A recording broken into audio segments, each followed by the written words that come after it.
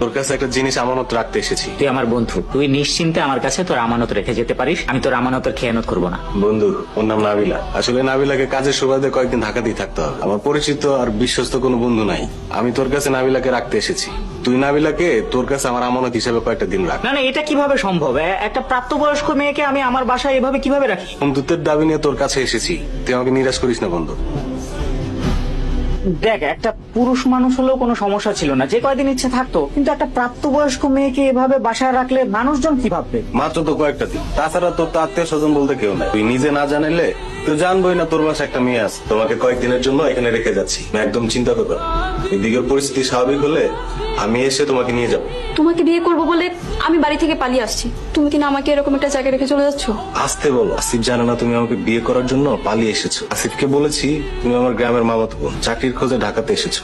চলো না, আমরা দুজন একটা বাসা ভাড়া করে একসাথে থাকি। তোমার বাপ চাচারা আমাদেরকে পাগলের মতো খুঁজতেছে। এই কয়টা দিন আমাদের একসাথে থাকাটা রিস্ক। ভালো কথা, আসার সময় যে গহনা টাকা নিয়েছো সেগুলো কোথায়? সেগুলো দিয়ে তুমি কি করবে? তোমার আমার পাসপোর্ট রেডি করে বাইরে যাওয়ার ব্যবস্থা করতে হবে। দেশে থাকলে ধরা পড়ার চান্স আছে।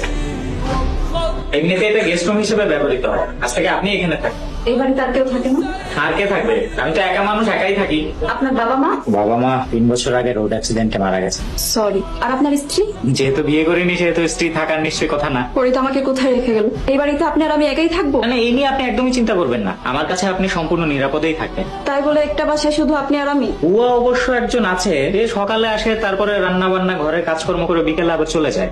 আপনাকে এত টায়ার্ড লাগছে নতুন জায়গায়, তাই বোধহয় ভালো মতো রেস্ট নিতে পারেনি, তাই না? না না, তেমন কিছুই না।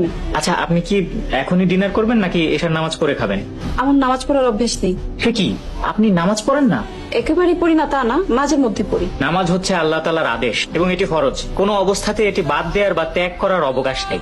আপনি 5 ওয়াক্ত নামাজ পড়ুন, দেখবেন আল্লাহ তাআলা আপনার সমস্ত বিপদ আপদ দূর করে দেবেন। আচ্ছা, আপনি কি করেন? আমি শিক্ষকতা করি। আপনি মনে হয় কোনো মাদ্রাসার টিচার, তাই না? একটা প্রাইভেট ইউনিভার্সিটিতে পড়াই। কি করছেন আমার সাথে? ইয়ার্কি কেন করবো? আপনার সাথে কি আমার ইয়ার্কির সম্পর্ক? আচ্ছা, আপনি কোন সাবজেক্ট নিয়ে পড়ান? Electrical and electronics engineering. আপনি ইঞ্জিনিয়ারিং টিচার? হ্যাঁ, আর আমি এই সাবজেক্টে এমএসসিও করেছি। আপনাকে দেখে কিন্তু একদমই বোঝা যায়।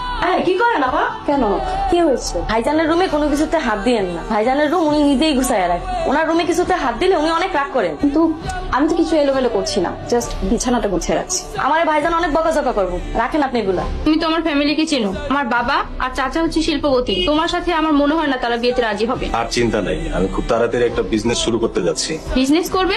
টাকা পাবে কোথায়? ম্যানেজ করেছি। এত কথা শুনে তোমার কাজ নাই, তোমার চোখটা বন্ধ করো। আমি না বলা বলতে চোখ খুলবা।